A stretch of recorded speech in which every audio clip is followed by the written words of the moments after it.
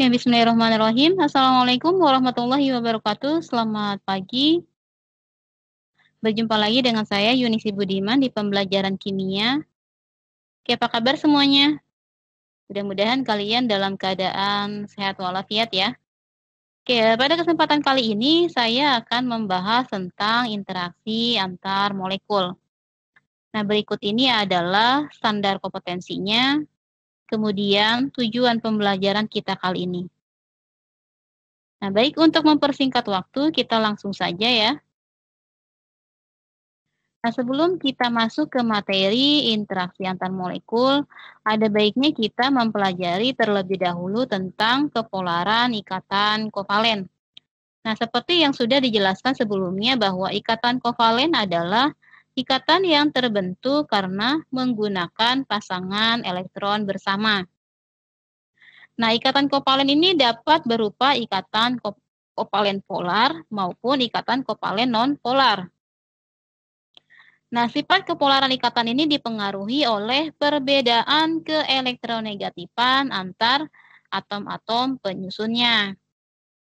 Contoh di sini pada molekul HCl ya. Nah, pasangan elektron ikatan tertarik lebih dekat ke atom Cl. Karena apa? Karena Cl mempunyai daya tarik elektron yang lebih besar daripada atom H. Nah, akibatnya pada sel itu akan terjadi polarisasi. Ikatan seperti ini disebut ikatan kovalen polar gitu ya. Nah, kalian sudah mengetahui ya tentang keelektronegatifan sifat dari sifat periodik unsur ya, bahwa semakin ke kanan berarti keelektronegatifannya akan semakin besar gitu ya. Nah, contohnya kan di sini HCl ya. H dengan Cl. Nah, Cl ini kan berarti dia memiliki keelektronegatifannya lebih besar ya. Sehingga dia sangat kuat menarik elektron. Berarti dia bermuatan negatif. Nah, sedangkan yang atom H, dia keelektronegatifannya kecil ya. Oleh karena itu dia kurang tertarik elektronnya sehingga dia bermuatan positif. Lalu bagaimana jika atom-atom non-logamnya berikatan dengan sesamanya? Nah, dan membentuk molekul diatomik. Contohnya di sini seperti molekul H2. Nah, berarti atom H dengan atom H ya berikatan ya. Nah, ikatan yang terbentuk ini dia tidak memiliki perbedaan keelektronegatifan. Berarti apa? Perbedaan keelektronegatifannya sama dengan 0. Kenapa? Karena hanya kan keelektronegatifannya sama dengan atom H yang lain. Nah, dengan demikian tidak terbentuk muatan ataupun dipol. Nah, ini adalah ikatan kovalen non-polar. Nah, untuk lebih jelasnya kita lihat di sini pada sistem periodik ya. Di sini saya sudah mencantumkan nilai dari keelektronegatifan unsur-unsur menurut Pauling ya. Nah, apabila terdapat perbedaan keelektronegatifan cukup besar, maka dia senyawanya bersifat polar. Contohnya tadi ya HCl ya. Hanya kan 2,1 ya, Cl-nya 3,0. Berarti dia terdapat perbedaan keelektronegatifan. Berarti HCl ini dia bersifat polar. Kemudian tadi molekul H2. Molekul H2 berarti H dengan H. Berarti kan kurangi 2,1 kan berarti 0 ya. Berarti keelektronegatifannya sama dengan 0. Jadi tidak terbentuk muatan ataupun dipol ya. Oke, berikutnya. Molekul polar dan non-polar. Molekul dengan ikatan polar dapat bersifat polar, dapat pula bersifat non-polar.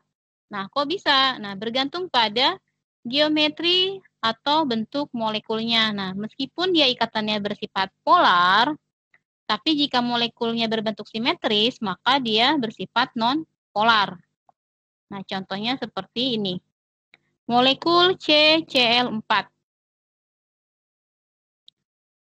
Molekul CCl4 berarti kan atom C berikatan dengan atom Cl ya. Nah, dia memiliki apa? Perbedaan keelektronegatifan yang besar. Berarti dia bersifat apa? Polar atau non-polar? Nah, bersifat polar ya.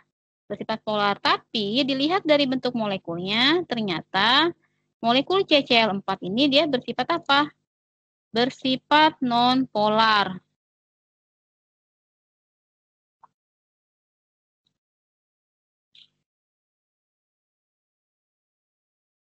Mengapa? Karena pada molekul CCl4, atom pusat C berada di tengah dan secara simetris mengikat keempat atom Cl. Nah, ini kan bentuknya simetris ya. Nah, hal tersebut menyebabkan tidak ada pemisahan muatan sehingga dipolnya tidak terbentuk. Jadi, walaupun ikatannya bersifat polar, molekulnya bersifat non-polar. Jadi salah satu syarat dia disebut polar itu jika pada atom pusat dari molekul senyawa terdapat pasangan elektron bebas atau PEB, sehingga bentuk molekulnya menjadi tidak simetris gitu ya. Jadi suatu senyawa dikatakan polar jika dia memiliki PEB dan bentuk molekulnya asimetris atau tidak simetris. Contohnya di sini adalah NH3. NH3 ini kan memiliki PEB ya, kemudian bentuknya juga tidak simetris.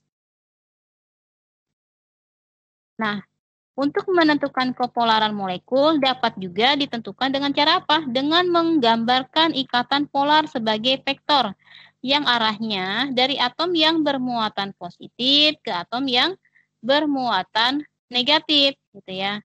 Nah, jika resultan vektor-vektor dalam suatu molekul sama dengan 0, berarti dia molekulnya bersifat non-polar. Nah, sebaliknya, jika resultan vektor-vektornya tidak sama dengan 0, berarti molekulnya bersifat polar.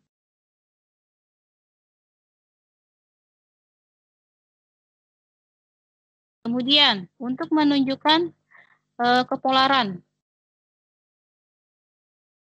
Kepolaran suatu zat dapat ditentukan dengan cara apa? Dengan mengamati perilaku zat itu dalam medan magnet. Contohnya di sini pada gambar ya, gambar sebelah kiri itu, dia zat polar tertarik ke dalam medan magnet. Di sini cucuran air atau zat polarnya dibelokkan ke arah batang yang bermuatan listrik. Kemudian yang di sebelah kanannya, sedangkan zat nonpolar itu tidak. Sebelah kanan itu adalah cucuran CCl4 atau zat nonpolar tidak dipengaruhi oleh medan listrik. Berikutnya adalah momen dipol. Nah, kepolaran dinyatakan dalam suatu besaran yang disebut dengan momen dipol. Nah, dipol yaitu hasil kali antara selisih muatan Q dengan jarak R antara pusat muatan positif dengan pusat muatan negatif. Nah, semakin polar suatu zat, maka dia akan semakin besar momen dipolnya.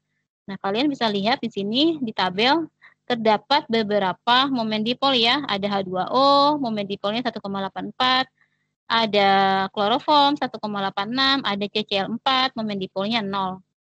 Nah, jadi dari sini kita bisa menjelaskan, nah mengapa minyak tidak dapat bercampur dengan air. Karena apa? Karena air itu dia bersifat polar, sedangkan minyak itu non-polar. Nah, zat polar itu dia cenderung akan lebih tertarik pada zat polar. Sedangkan zat non-polar itu lebih tertarik pada zat non-polar. Nah, oleh karena itu, kedua zat itu tidak saling bercampur. Ini ya, H2O, air. Momen dipolnya 1,84, sedangkan CCl4 itu dia momen dipolnya 0. Nah, berarti kan yang CCl4 non-polar, yang H2O berarti polar, gitu ya. Jadi, minyak itu dia akan larut dalam tetraklorometana atau CCl4, karena dia lebih cenderung akan tertarik pada zat yang non-polar.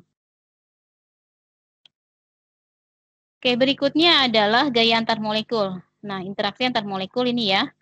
Jadi, untuk gaya antar molekul ini ada gaya-gaya van der Waals, kemudian ikatan hidrogen.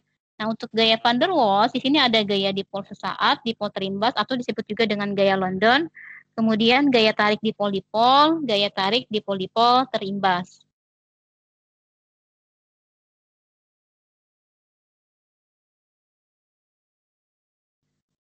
Oke, kita lihat di sini ada molekul air ya, molekul air dengan molekul air. Nah, selain gaya yang mengikat atom-atom dalam molekul air juga bekerja suatu jenis gaya lain, yaitu gaya yang mempersatukan molekul yang satu dengan molekul lainnya atau gaya antar molekul. Jadi, yang namanya gaya atau ikatan itu dia ada dua, ada intramolekul, ada antar molekul. Nah, bedanya apa?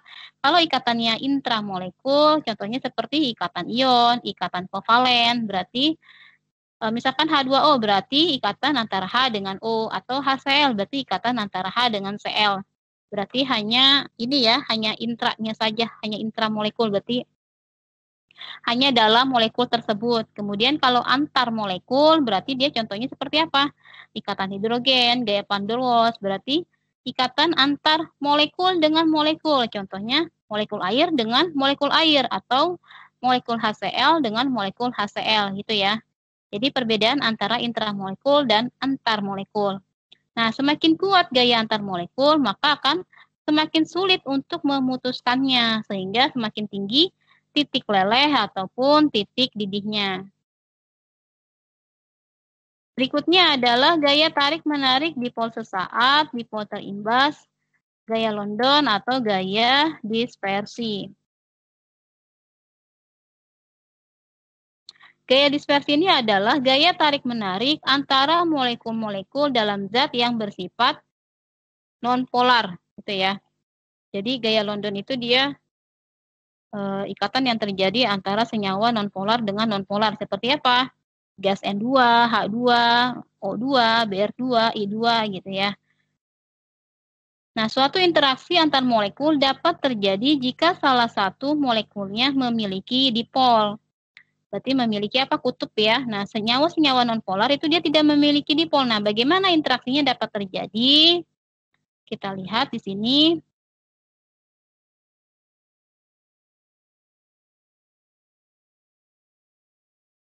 Pada bab sebelumnya kita sudah mempelajari ya bahwa keberadaan elektron dalam lintasan itu tidak dapat ditentukan secara pasti. Adapun yang dapat diketahui hanya peluang untuk menemukan elektron pada waktu dan tempat tertentu. Nah, hal ini disebabkan elektron dalam atom atau molekul dapat berpindah-pindah tempat.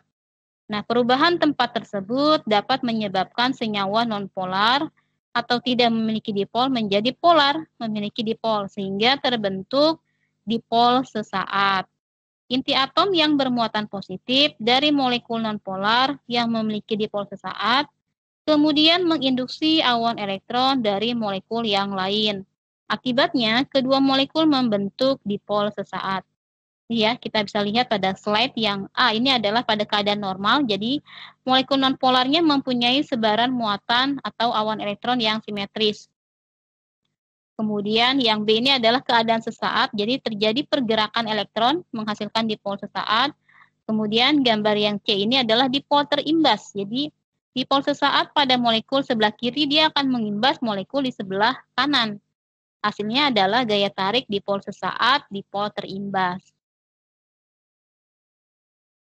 Ya. Jadi elektron senantiasa bergerak dalam orbital.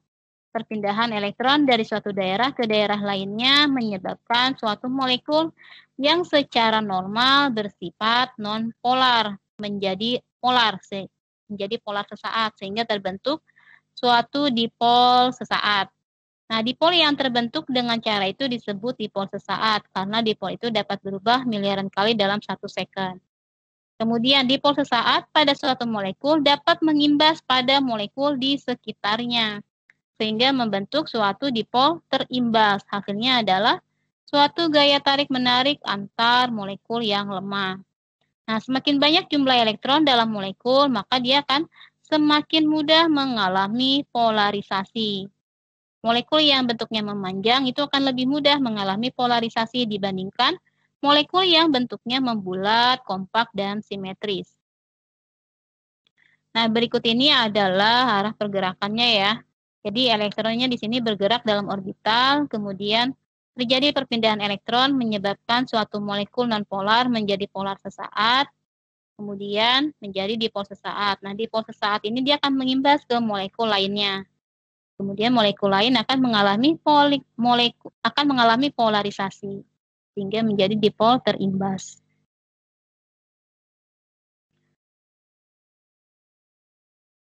Nah, dipol ikatan ini terkait dengan massa molekul relatif atau MR dan bentuk molekulnya. Jadi semakin besar massa molekul relatif atau MR, maka molekul akan semakin mudah mengalami polarisasi sehingga gaya London semakin kuat. Atau titik leleh dan titik didihnya dia akan semakin tinggi. Kemudian yang kedua, gaya tarik dipol-dipol. Nah, gaya tarik dipol-dipol ini adalah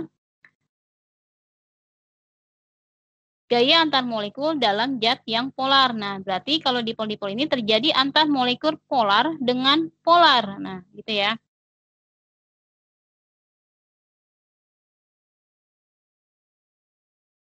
Jadi di sini kita bisa lihat ya pada gambar susunan dipol-dipol dalam senyawa polar ya. Dalam membandingkan zat-zat yang mempunyai massa molekul relatif atau MR kira-kira sama nih. Adanya gaya dipol-dipol dapat menghasilkan perbedaan sifat yang cukup nyata. Akan tapi dalam membandingkan zat dengan massa molekul atau MR yang berbeda jauh, gaya dispersi menjadi lebih penting.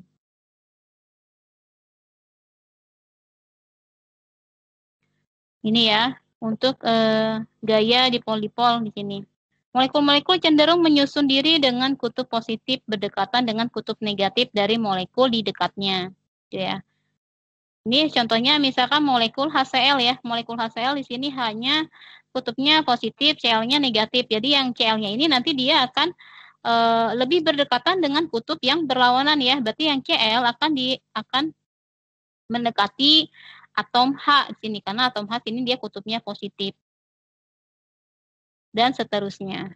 Oke, untuk kekuatan gayanya di sini dipol-dipol itu jauh lebih besar dibandingkan gaya dipol terimbas.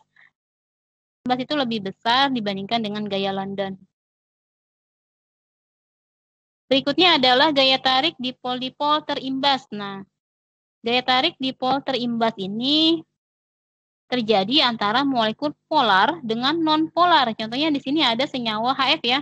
HF ini dia senyawanya polar. Nah, CCl4 ini non-polar gitu ya. Molekul polar itu dapat mengimbas molekul non-polar di sekitarnya sehingga mengalami dipol sesat sehingga terjadi suatu gaya tarik antar molekul. Kemudian yang keempat, ikatan hidrogen. Nah, ikatan hidrogen ini adalah ikatan yang terjadi antar atom H dengan fon ya, klorin, oksigen, dan nitrogen. Nah, atom H ini kan dia sifatnya bersifat elektropositif ya, sangat bersifat elektropositif ya. Berarti dia sangat ingin melepaskan elektron. Nah, sedangkan yang fon ini fluorin, oksigen, dan nitrogen ini dia unsur-unsurnya sangat elektronegatif, berarti sangat ingin menangkap elektron gitu ya.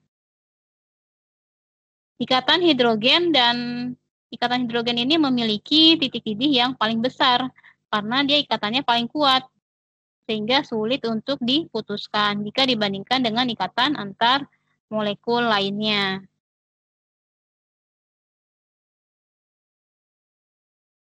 Di sini contohnya, atom klorin akan menarik kuat pasangan elektron ikatan sehingga molekul HF menjadi sangat polar. Akibatnya, atom hidrogen dari satu molekul membentuk gaya tarik-menarik yang relatif kuat dengan atom klorin dari molekul lain di sekitarnya.